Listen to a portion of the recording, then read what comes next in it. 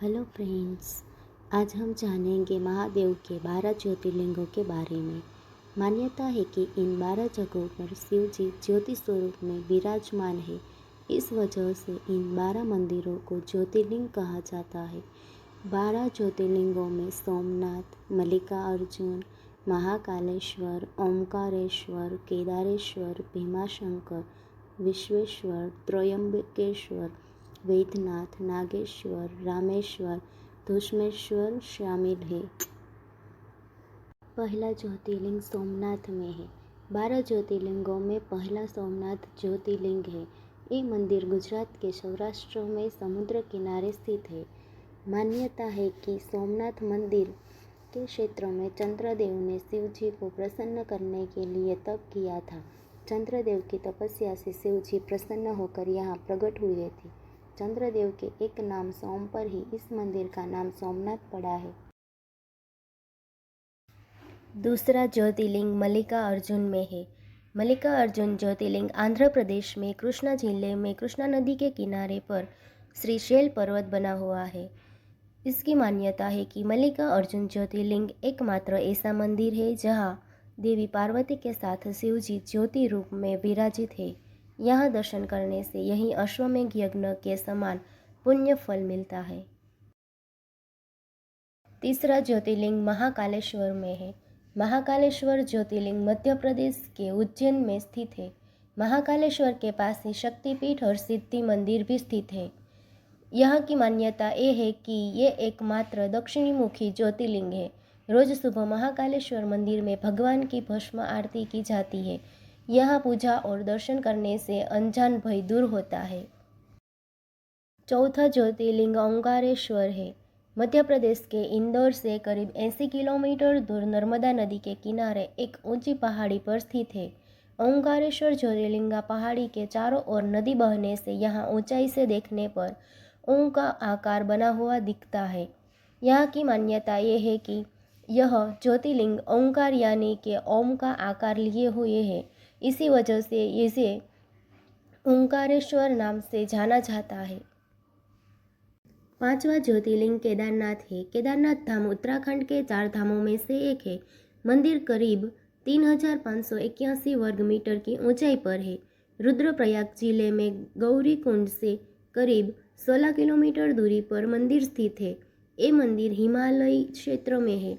शीत ऋतु में यहाँ का वातावरण प्रतिकूल रहता है, इसलिए ठंड के दिनों में बंद रहता है। यहाँ की मान्यता ये है कि महाभारत के समय यहाँ शिव जी ने पांडवों को बेल रूप में दर्शन दिए थे। वर्तमान मंदिर आदि गुरु शंकराचार्य ने 8वीं-9वीं सदी में करवाया था। छठा ज्योतिर्लिंग भीमाशंकर है। भीमाशंकर ज्योतिर्लिंग महाराष्ट्र के पुणे जिले में सह्याद्री पर्वत पर स्थित है। भीमाशंकर को माहेश्वर महादेव के नाम से भी जाना जाता है। यहाँ की मान्यता ये है कि त्रेता युग में रावण के भाई कुंभकर्ण का एक पुत्र था भीमा। जब श्री राम ने कुंभकर्ण और रावण का वध कर दिया तब भीम असुर श्री राम और विष्णु जी से बहुत क्रोधित हुआ था। उसने तब करके ब्रह्मा जी को प्रसन्न किया और वरदान पाकर देवताओं को पराजित करना शुरू कर दिया था। सातवां ज्योतिर्लिंग काशी विश्वनाथ है। उत्तर प्रदेश के वाराणसी यानी काशी में स्थित है। विश्वनाथ ज्योतिर्लिंग काशी प्राचीन सप्तपुरियों में से एक है। यहाँ की मान्यता यह है कि यहाँ महादेव के साथ ही देवी पार्वती भी विराजित है। यहाँ देवश्री नारद के साथ ही अन्य सभी देवी देवताओं आते हैं और शिव पूजा करते हैं। यह इस क्षेत्र के संबंध में कहा जाता है कि जिस व्यक्ति यहाँ मृत्यु होती है उसे मोक्ष मिलता है। आठवां ज्योतिर्लिंग त्र्यंबकेश्वर है। महाराष्ट्र के नासिक जिले में स्थित ये त्र्यंबकेश्वर मंदिर के पास ही ब्रह्मगिरी पर्वत है। इसी पर्वत से गोदावरी नदी शुरू होती है। यहाँ की मान्यता है कि यहाँ स्थित शिवलिंग में ब्रह्मा, विष्णु और महेश की पूजा एक साथ होती है। इस क्षेत्र में गौतम ऋषि ने शिव जी को प्रसन्न करने के लिए तप किया था। उनकी तपस्या से प्रसन्न होकर शिव जी प्रकट हुए थे।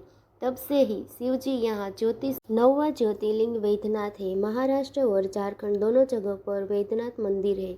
मान्यता है कि त्रेता युग में रावण शिव जी का परम भक्त था। वह हिमालय में शिवलिंग बनाकर तप कर रहा था। तपस्या से शिव जी प्रसन्न होकर प्रकट हुए। रावण ने वर में मांगा कि वह यह शिवलिंग लंका में स्थापित करना चाहता है। शिव जी ने ये वरदान तो दे दिया, लेकिन एक शर्त रखी कि रास्ते में तुम ये शिवलिंग जहाँ रख दोगे वहीं स्थापित हो जाएगा। रावण इस बात के लिए मान गया। रावण शिवलिंग उठाकर लंका ले जा रहा था, तभी रास्ते में उसने गलती से शिवलिंग नीचे रख दिया। इसके बाद शिवलिंग वहीं स्थापित हो गया। रावण ने बहुत कोशिश की, लेकिन वह फिर से शिवलिंग उठा नहीं सका। निराश होकर रावण अकेले ही लंका चला गया। इसके बाद सभी देवी देवताओं ने उस शिवलिंग की पूजा की थी। पूजा से प्रसन्न होकर शिव जी प्रकट हुए और सभी की प्रार्थना सुनकर ज्योति रूप में यहीं विराजित हो गए। ये जगह बैद्यनाथ ज्योतिर्लिंग ही है।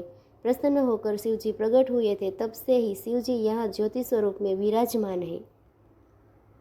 10वां ज्योतिर्लिंग नागेश्वर है। यह ज्योतिर्लिंग गुजरात के द्वारका में स्थित है। द्वारका से भी नागेश्वर ज्योतिर्लिंग की दूरी 70 मील की है। मान्यता है कि शिव पुराण की रुद्र संहिता में शिव जी का एक नाम नागेश दारुकाओं ने बताया गया है। शिव जी नागों के देवता है और नागेश्वर का पूर्ण अर्थ नागों का ईश्वर है। 11वां ज्योतिर्लिंग रामेश्वरम है। ये ज्योतिर्लिंग तमिलनाडु के रामनाथपुरम में स्थित है। मान्यता है कि त्रेता युग में रावण का वध करने के बाद श्री राम लंका से लौट रहे थे। उस समय श्री राम दक्षिण भारत में समुद्र किनारे रुके थे। श्री राम ने समुद्र तट पर भालू से शिवलिंग बनाया और उसकी पूजा की थी। मान्यता है कि बाद में ये शिवलिंग वज्र के समान हो गया था। श्री राम द्वारा बनाए गए शिवलिंग को ही रामेश्वरम कहा जाता है।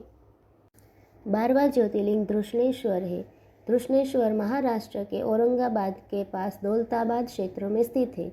इस धृष्णेश्वर या धुष्मेश्वर के नाम से भी जाना जाता है। मान्यता है कि पुराने समय में सुधर्मा नाम का ब्राह्मण था।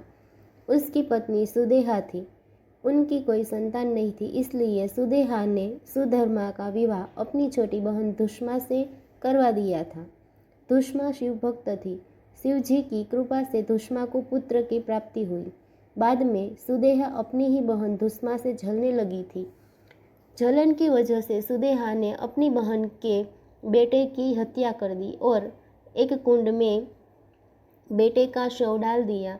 जब ये बात धुष्मा को मालूम हुई तो वह दुखी हुई बिना शिव पूजा करने लगी। शिव जी उसकी पूजा से प्रसन्न होकर प्रकट हुए और उसे उसका पुत्र जीवित लौटा दिया। धुष्मा ने शिव जी से प्रार्थना की थी, अब से वे यही विराजमान रहे। भगवान ने उसकी बात मान ली और यहाँ ज्योति रूप में विराजमान हो गई।